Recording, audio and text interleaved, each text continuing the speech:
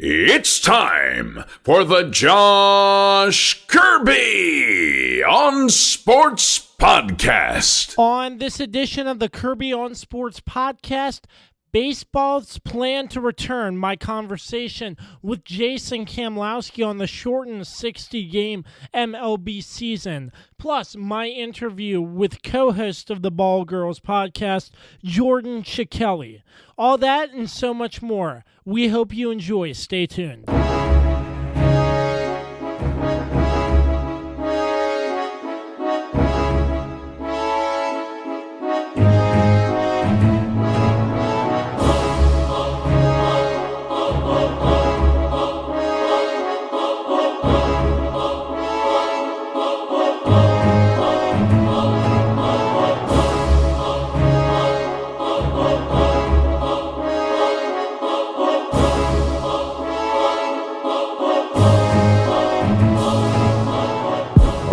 I'm glad you connected. This is Dave Johnson, voice of the Washington Wizards. You have connected to the right place because you are listening to my man, Josh Kirby, on Sports Podcast. All right, we are back, the Kirby on Sports Podcast, part of the Mayo Please Podcast Network. As always, we're sponsored by Route 11 Chips. Make sure you find a bag today inside your local Martin's Food Lion and Giant stores. And we are sponsored by PM Plus Reserves, now opening up their area to serve the I-81 corridor from Hagerstown, Maryland to Stanton, Virginia. That is PM Plus Reserves. As always, big thanks to Dave Johnson, MPT Now Productions, and JR Beats Official for all they do for our podcast. So we actually have a bit of sports news to talk about. The MLB, it is set in stone after what seemed to be endless negotiations between the MLB and the MLB Players Association. They just couldn't agree on what to do, in my opinion. But I'm bringing on a contributor to the podcast, writes for Dynasty Football, Football Digest, and Prospects Live, the one, the only Jason Kamlowski. Jason, thanks for being with us. What's your stance on this 60-game season for the MLB? Yeah, Josh, thanks for having me. So this is there's two schools of thought here. The one is, I mean, we're gonna have baseball, which is great.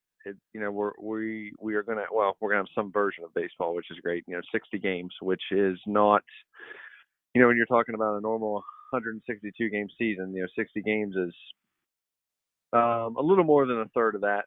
But I think it's going to be fun to watch because 60 games will kind of be like a sprint for these guys. So it'll be interesting to see kind of strategy-wise with pitching and things like that. Do they, do starters become more important? Does the bullpen become more important?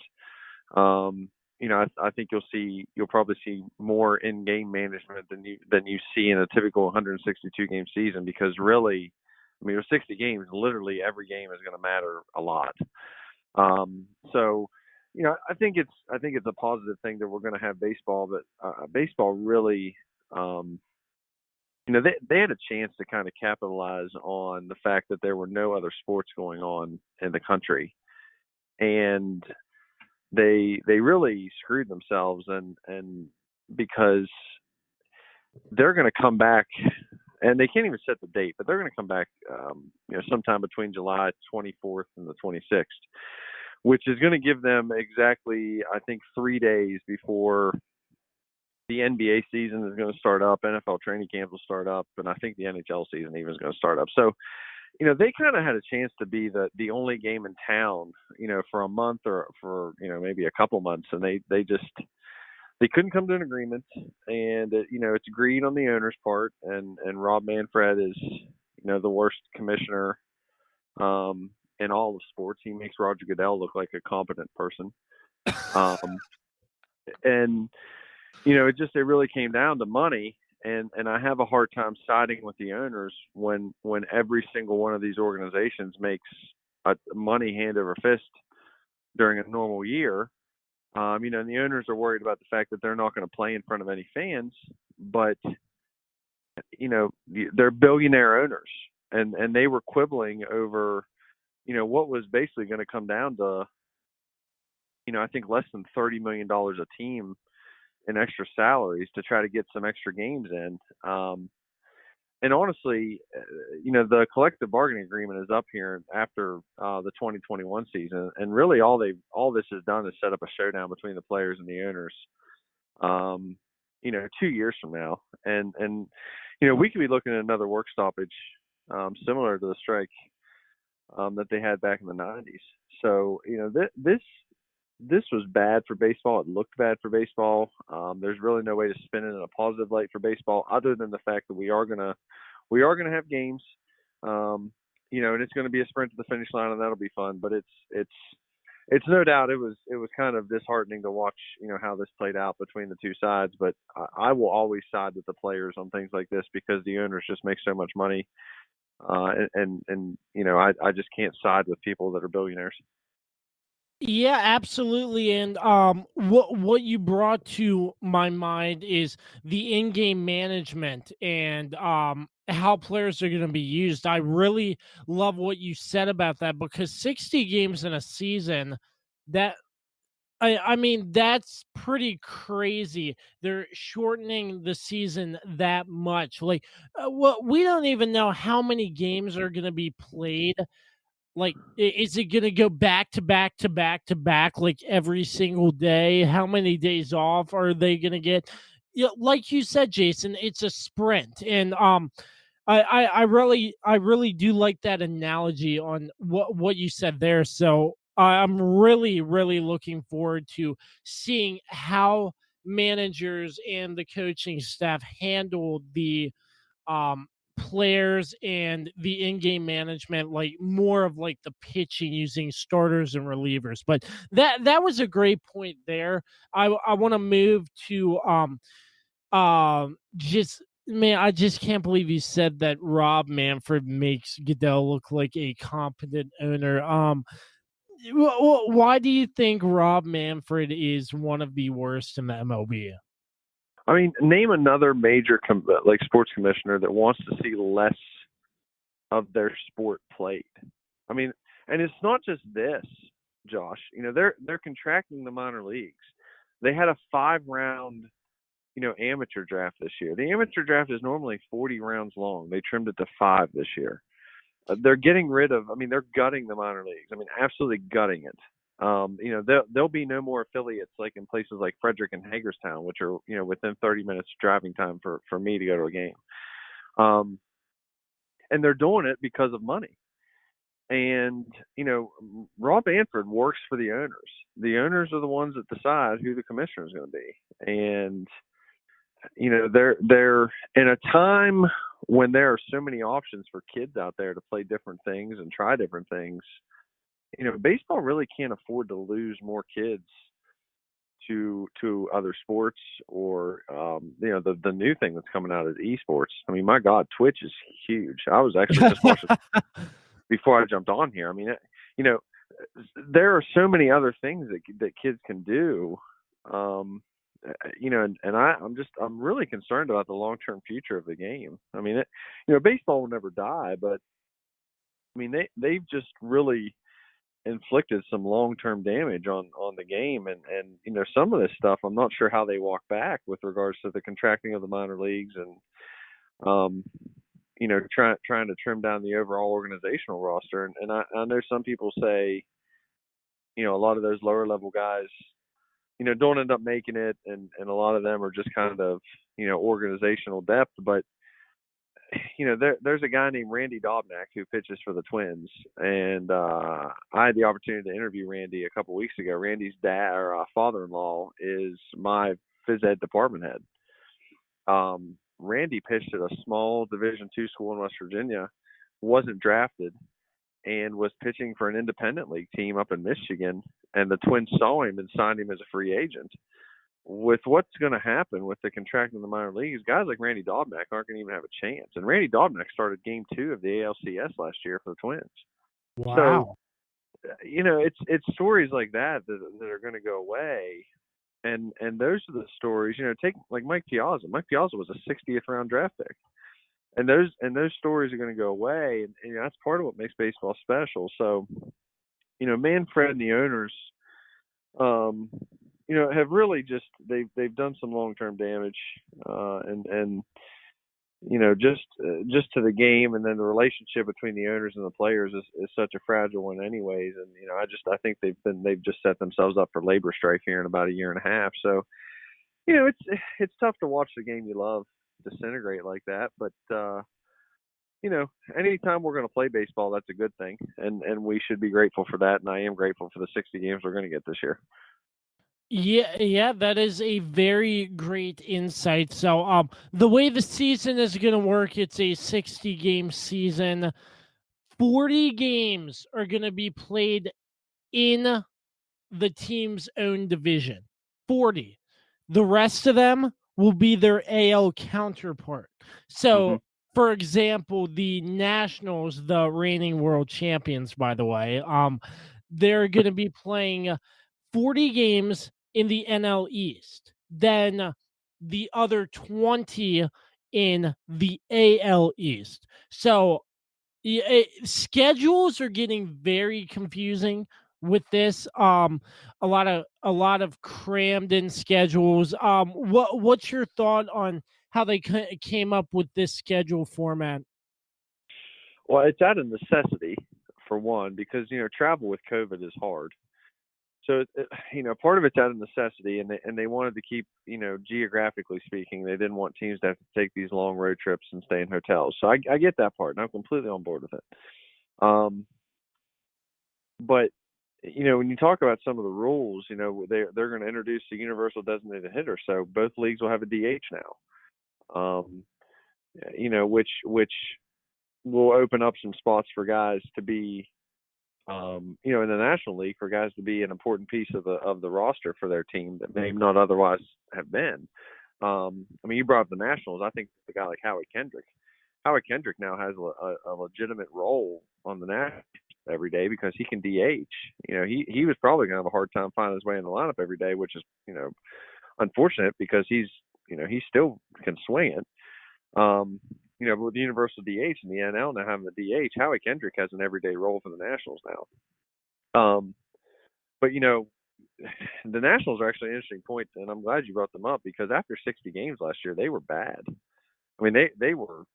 Everybody knows after 60 games what their record was. It was terrible. They were in the basement of the division, and they used the second half of the season obviously to figure it out and ended up winning the World Series. But you're going to see a couple of teams probably get hot that you may not have expected to get hot, who are going to make the playoffs, and you're going to see maybe one or two teams that everybody thought was going to compete maybe come out and kind of slump early on, and they may have a hard time catching up if they get in too deep of a hole. So it's like I said, there's some intrigue around this.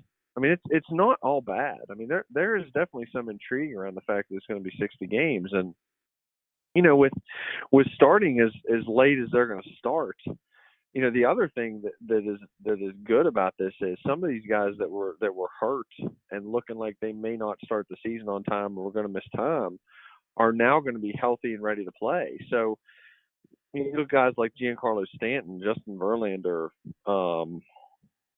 Blake Snell, Andrew McCutchen, Tommy Pham. Mike Clevenger got hurt, tore his meniscus the second day of spring training this year.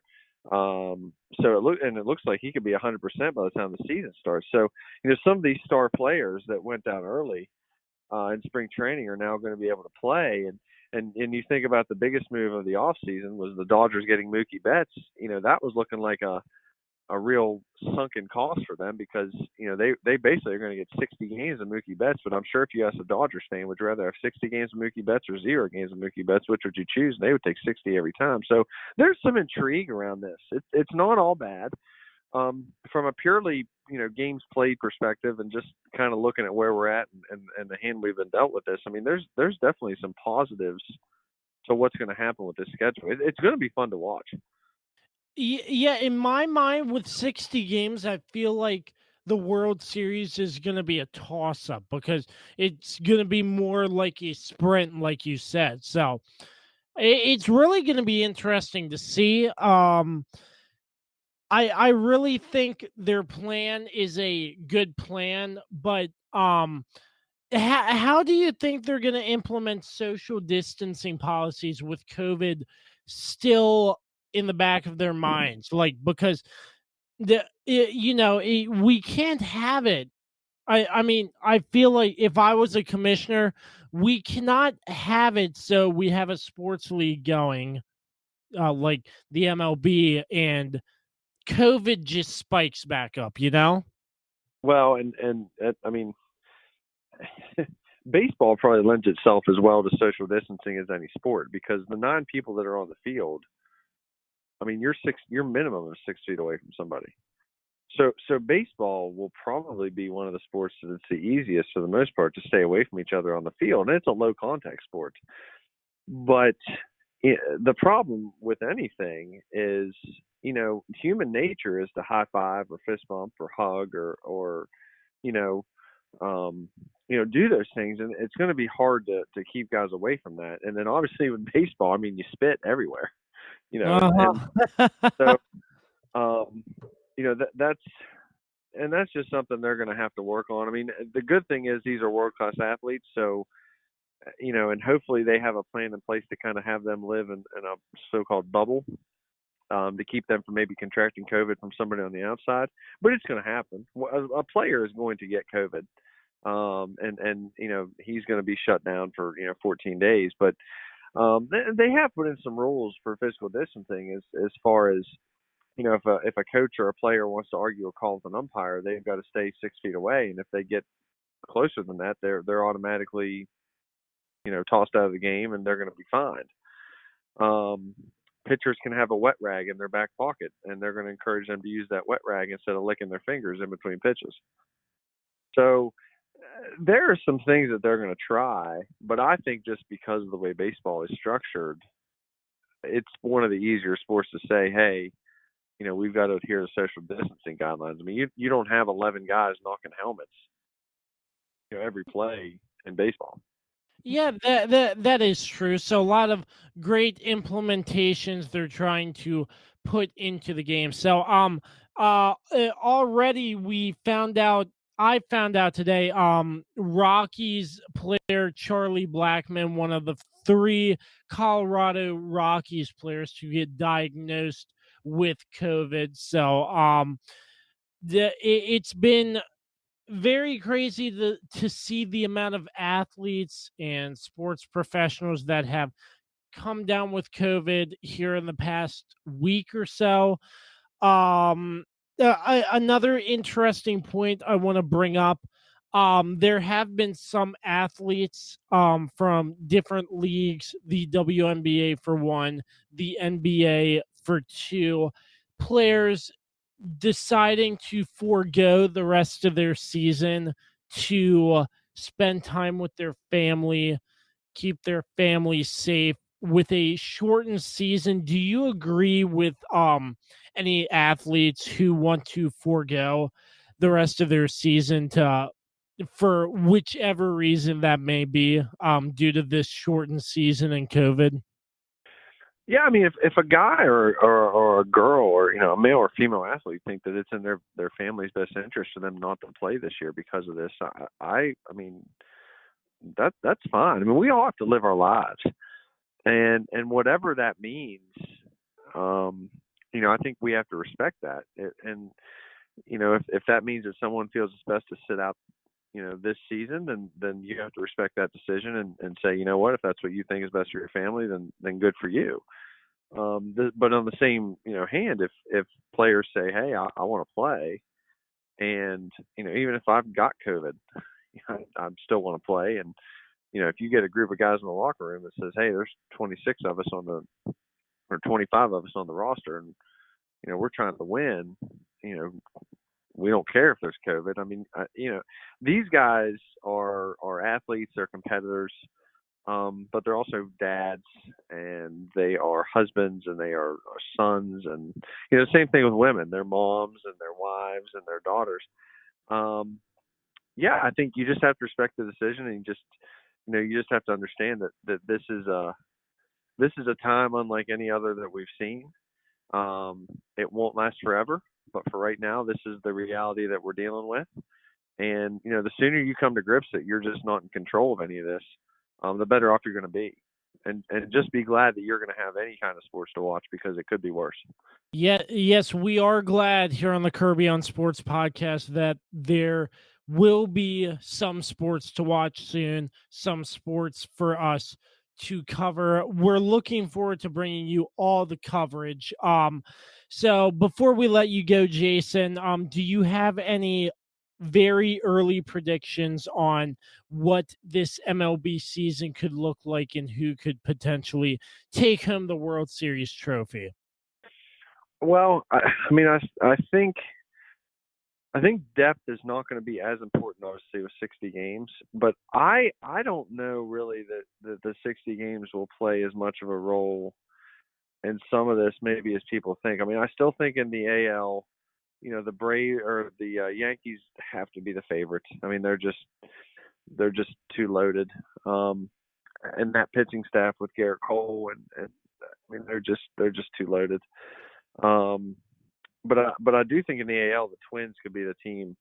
If there's a team that's going to take them out, it could be the Twins.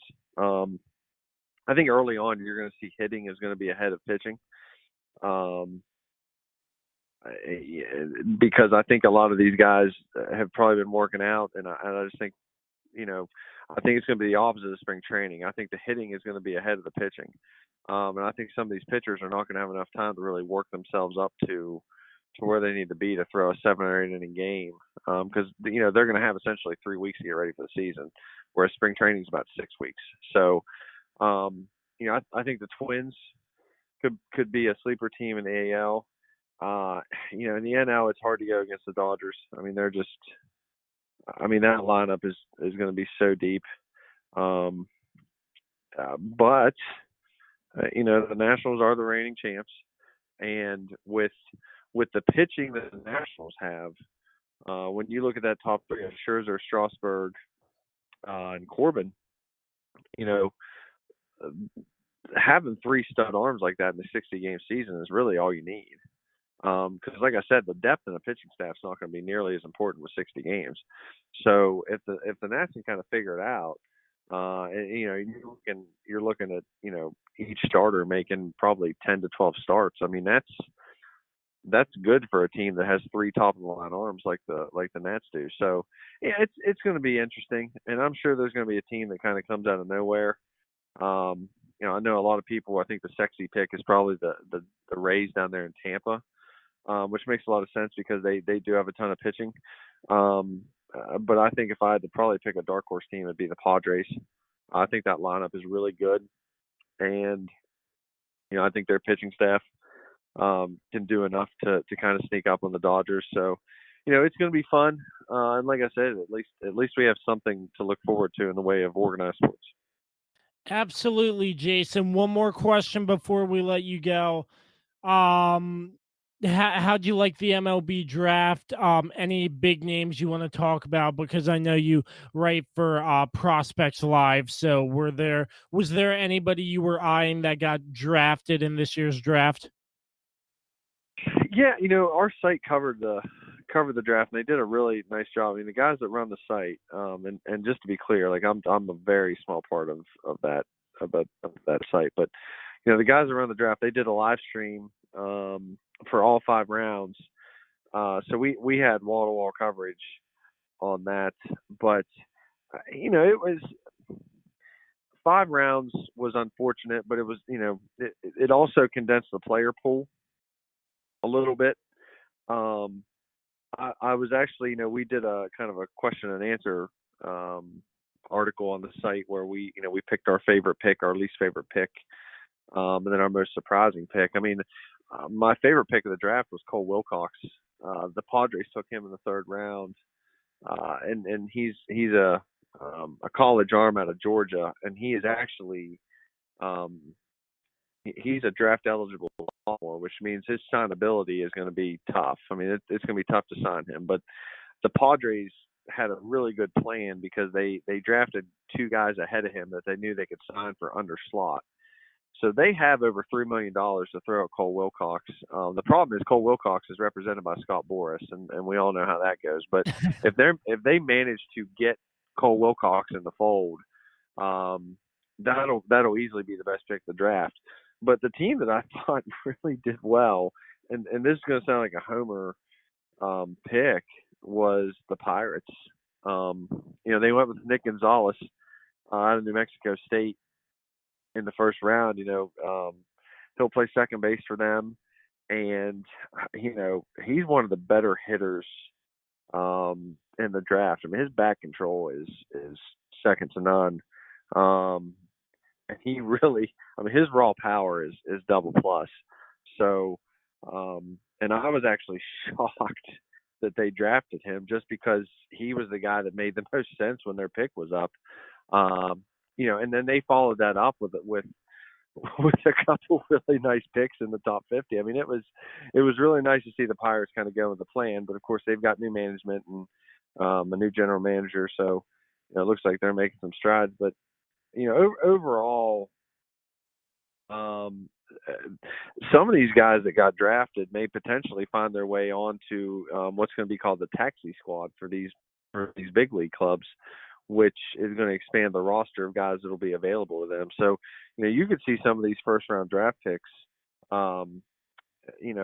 be available for the teams that drafted them. I read something today where it looks like Emerson Hancock is a name that popped up. They were talking about him. He was drafted in the first round, and he might be added to the taxi squad. So, that'll be kind of a fun thing to watch and track. But this was a draft. I mean, it was deep with solid talent.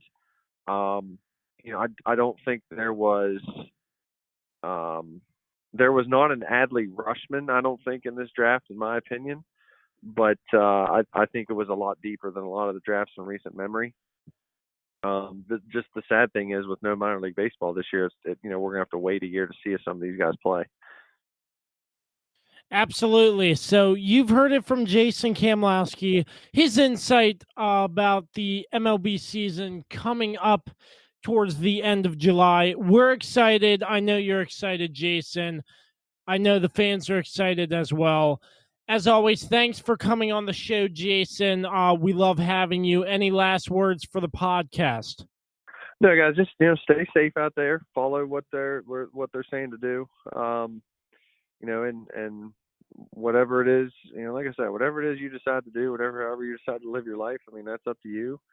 Just be respectful of the lifestyle choices people are making with this thing, and keep the social distancing up and try to keep doing the right things. And hopefully sooner than later we get back to some sense of normalcy, and we're talking about things that are a heck of a lot less serious than a global pandemic.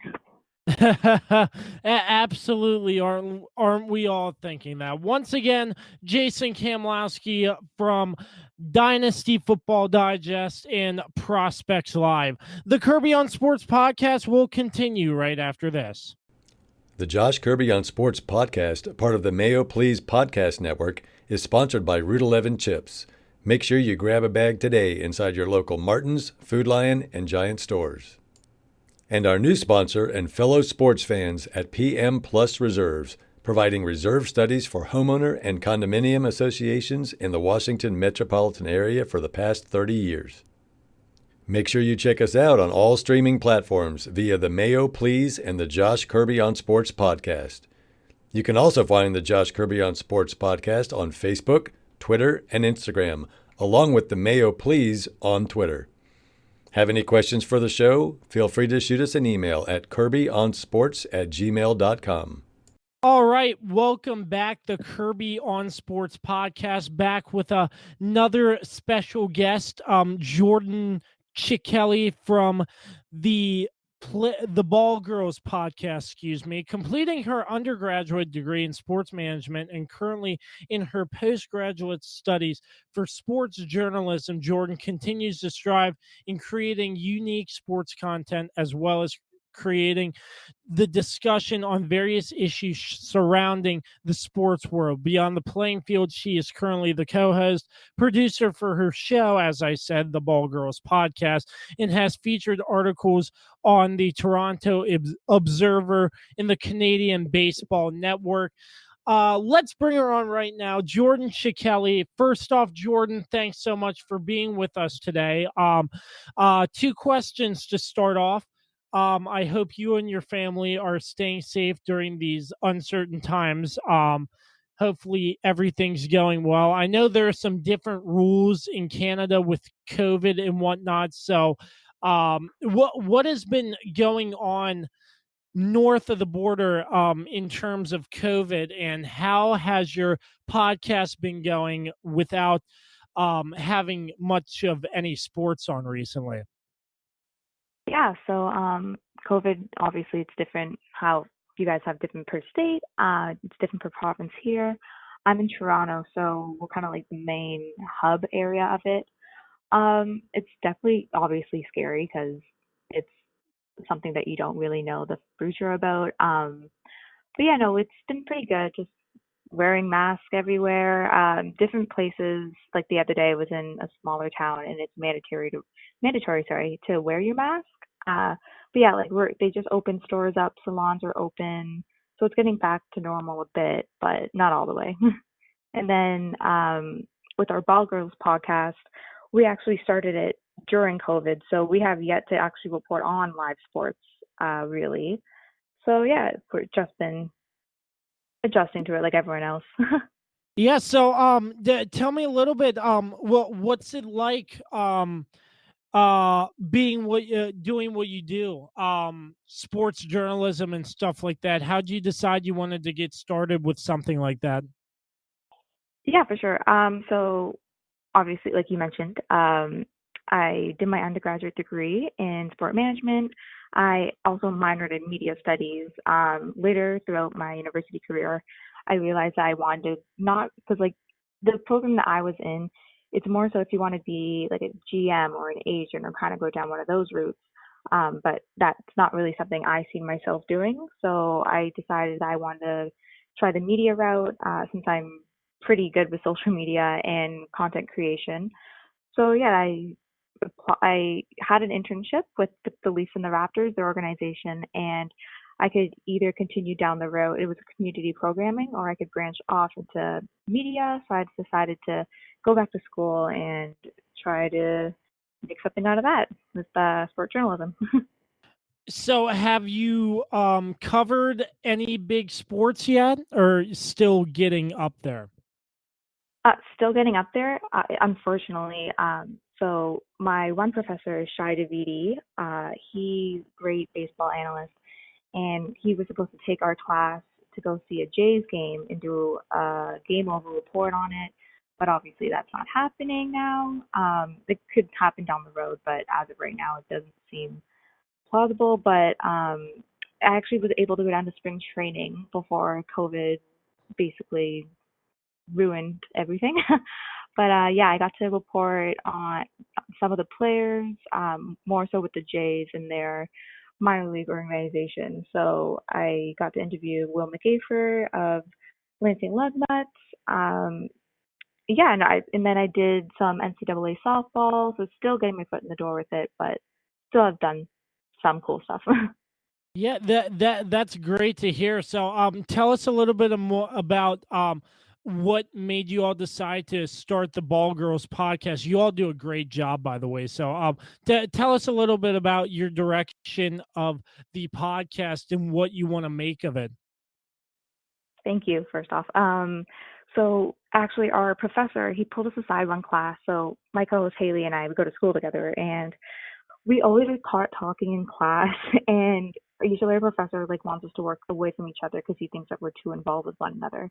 So he pulled us aside one class because we thought, oh my gosh, we're in trouble right now.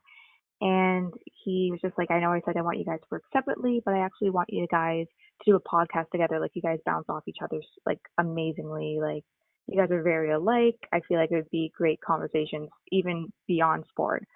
So since that was around February, he said that, and me and Haley, were hissing and hawing on names. That's the main reason we didn't start earlier. But then once we got a name during COVID and had time to think about it, we ended up just kicking it off. And yeah, just basically like that. But it kind of started off with I started talking on my Twitter account basically about like how it is to be a woman in sports, and like that even goes beyond being a fan, working in sports, like playing sports, like anything within the sports realm. And basically how some guy messaged me, and it was kind of more of a laughing matter. I didn't expect it to kind of blow up, but then seeing people like messaging me and telling me how they had similar situations, I told Haley, I'm like, we should talk about the podcast, like about that, and kind of direct it towards like women in sports. And she's like, yeah, 100%. So yeah, that's what we built it off of, and what we're hoping to continue doing with it. Yeah, that's great to hear. So, women in sports, I want to get your take. Being a woman in sports, I honestly really respect it, and I don't know why anybody has to bash anybody for covering what they love to cover. So tell me what you would say to anybody trying to get into the field of sports being a woman. What is your advice to anybody trying to take that next step, taking classes and doing what they love to do in the sports world? Oh, for sure. I 100% go for it. It's been the best experience. Way beyond anything I could have thought I would have been able to do. Always wanting to have a career in sports. I never thought I'd be even near where I am. Where I am is not even big at all. So definitely go for it. I've had a few girls reach out, and like I keep telling like each one of them, if it's something that you want to do and it's on your mind, like follow your guts on it. Yeah, you may have like a few people bashing you based off different things, mostly because you're a woman though. And like yeah, you need to have like thick skin, but the community within sport is pretty big, especially with journalism and media. That community, like I have even guys message me saying like, I'm so sorry what you go through. Like you've opened my eyes actually to like a lot of the issues I didn't know that were going on. So definitely people have your back in the industry. A lot of girl power I've noticed a lot lately. A lot of my friends that I have right now are in the industry and have gone through similar situations that I have. And a big reason I continue tweeting about and making it known on the podcast, like what shouldn't be said to women in sports, and even beyond women, just other people in sports too. I'm kind of, it's not exposing, but kind of bringing to light the people that don't really see that there's a space for women in sport. And I continue to expose them because I want people to see like you can't do this. So a big thing for that is so girls that are younger do continue in the sport field and don't feel shied away. Yeah, yeah, absolutely. I completely understand that. So, if you heard the podcast earlier, I interviewed Jason Kamlowski. We talked about the MLB restarting, and I sort of want to get your thoughts. What is your opinion on the 60-game season the MLB has set into place this year? This season. What are your thoughts on that? And with there being a Canada baseball team with the current ban on sports, the last I checked, there was like a ban on sports or something. Uh, the branching off to that second question, what do you think any Canadian teams are going to do if they play this year? So, two-part question. Okay, so to begin with, I'll touch on the season. So 60, like apart from past seasons, you have a lot less games, obviously. I feel in one way, as much as I love baseball, and it's upsetting to see that we won't have as many games and as many matchups. You still have that opportunity to allow new fans to come in, because a lot of people, as much as I roll my eyes about it because I've grown up playing softball for years, other people that haven't, aren't familiar with the sport, find baseball to be boring because it's so long and it's so hard to follow. So I think the 60-game season, yeah, it's short and kind of sucks in a way, but at the same time, you're going to see a lot of great baseball, I think, come out of it. I'm trying to word it right in my head. Um, so basically, with the new season, and then you have the DH rule into play, for instance. I'm used to that already because growing up in Toronto, I follow the Jays mostly. But I mean, it's kind of give or take. So I'm not opposed to it. I know the National League people are opposed to it, fans of them. For instance, if you have players like Madison Bumgarner, you're not like that one's very not I'm trying to word it right, but basically with him, he's known for hitting and pitching, right? So within this realm, you're going to be seeing him pitching and his hitting as much as it is such a strong suit for Arizona now. You're not going to be seeing that for this season, which sucks. But so yeah, there's that. And then, for instance, runner on second kind of rule, the international. I always try getting it right.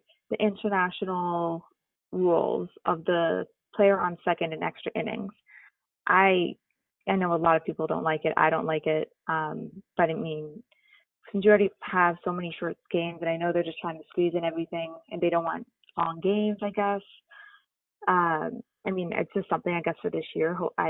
Let's see how it pans out. Right now, I don't really want to see it in seasons to come, but we'll see. And yeah, no, with the Jays, for instance, the band. So it's so confusing. I'm still trying to wrap my head around it, but the Jays, we're finding out, I believe, Monday if they get the go to have games in Canada.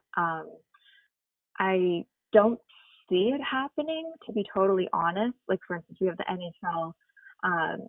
They have Vegas as a hub city, I believe, and then it's between Edmonton and Toronto right now. So we will be having sports in Toronto, but I don't like if it's a hub city for 12 teams, it's going to be nuts. So and then imagine baseball on top of it. Raptors went down to Fort Myers, I believe, last week. So NBA, they're back with that. But yeah, no, with Toronto, it's between TD Park in Dunedin and I boggles my mind when I forget it. Sorry, the field in Buffalo where the Bisons play. Between those two, I mean, the Dunedin, their spring training facility would be great because it's somewhere they're familiar with. But I mean, Florida is crazy with outbreaks right now of COVID. So I mean, thinking about health, like which should be a majority thing that you're thinking about during these times. I would prefer Buffalo, but I guess we'll see how it plays out. So what are your thoughts on uh the teams in the MLB playing 40 games division wise and then 20 games on the opposite side, so like basically their counterpart? For example, the Nationals, they'll play 40 games NL East opponents, then they'll play the AL East the rest of the time. So that means the Nats open up with the New York Yankees. They just announced that today. So what are your thoughts on that sort of spread? I actually kind of love it. Like I mentioned, like with baseball, I'm very try to be unbiased. Obviously, I have a soft spot for the Jays, so getting to see the Phillies are going to probably be playing the Jays. Nationals, I'm very excited to see it. Braves play Toronto. It's definitely something different, but I mean, it brings something new to the game. So I'm not opposed to it at all. I kind of love it. Absolutely. So, moving on, what's your opinion about the other sport leagues like the NBA and NHL having hub cities to play? And the NBA just released their 8-game schedule for each teams. They're playing solely in Orlando, and then they'll have a playoff. And then the NHL, they have like hub cities. So, what are your thoughts on these leagues restarting and having hub cities to play in? I see opposed to baseball, like it's so confusing. I prefer them in a sense, but obviously then being a city that could that could be a hub city with the NHL, I kind of hate it at the same time because it definitely seems a lot safer to have all the players within a sanctioned area instead of traveling on the road nonstop, which the MLB is going to be doing. And yeah, I like it. For instance, with Disney too, I believe all the hotel rooms are all for the players and coaches and stuff like that. But no, I like it, but then at the same time, I could be on the receiving end here in Toronto with it, so it is a bit scary. But just got to see how it plays out. Also, I guess everything with COVID and Major League Sports right now is so confusing, but it'll be exciting to see how it all goes. And the NFL, they announced that the Hall of Fame game would be canceled and the enshrinement getting pushed back to 2021. Do you think the NFL is still going to start on time? I was just thinking about this today too. I want to say yes so badly, but like even with like the MLB, people are saying we're not even going to get all those 60 games. Like it's not going to happen, which is also that could be a possibility. So that's scary too. But the NFL, I mean, they have training camp in August or July. I'm totally blanking right now too. But I want to say yes that they'll start, but a small part of me wants to say no. Yeah, it's all confusing, like you said. I'm sort of baffled from some of the stuff, like man, because I'm just thinking in my mind, what if they start too early and there's another outbreak of COVID? Like that's something you got to worry about too. So I mean, I mean, who knows? Who knows how it's going to go down? But yeah, I'm sure you're just like me, Jordan. You're in the same boat. You just want to watch sports. You want sports back. Yeah. Yeah, Yeah, for sure. absolutely. So, Jordan, before we let you go, just tell our viewers where they can listen to the Ball Girls podcast. Tell them where they can find you and anything else you want to plug. Yeah, perfect. So you can find myself on Twitter. It's just Jordan Cichelli. Do you want me to spell it out maybe? Yeah, it's an Italian last name, so it doesn't spell out how it sounds. Link in the bio. Link in the bio. There we go. Link in the bio. Perfect. So yeah, Jordan Cichelli on Twitter, then Ball Girls Pod on Twitter, and then that's where we release every Tuesday, our Spotify, our Apple Podcast, and a YouTube link to listen to our podcast. Well, that's awesome. Jordan, some great insight for you. From you. Thank you so much for being a part of our show today. And just continue to do what you do best. Once again, she's a co-host of the Ball Girls podcast. They do a great job. Keep up the great work, Jordan, and hopefully we can have you on again really soon. JK Sports will wrap up the podcast right after this. Stay tuned. All right, we're back. Thank you to Jason Kamlowski and Jordan Cichelli for coming on today's show to contribute. Very great interviews by them both. That's all we have for this episode. As always, I hope you all continue to stay safe and healthy. Until the next episode, we're part of the Mayo Please Podcast Network, sponsored by PM Plus Reserves, now expanding their area to serve the I-81 corridor between Hagerstown, Maryland, and Stanton, Virginia. Also, we're sponsored by Route 11 Chips. Make sure you find a bag today inside your local Martin's, Food Lion, and Giant stores. Thanks, as always, to MPT Now Productions, Dave Johnson, and JR Beats Official. Until next time, we say so long and peace out.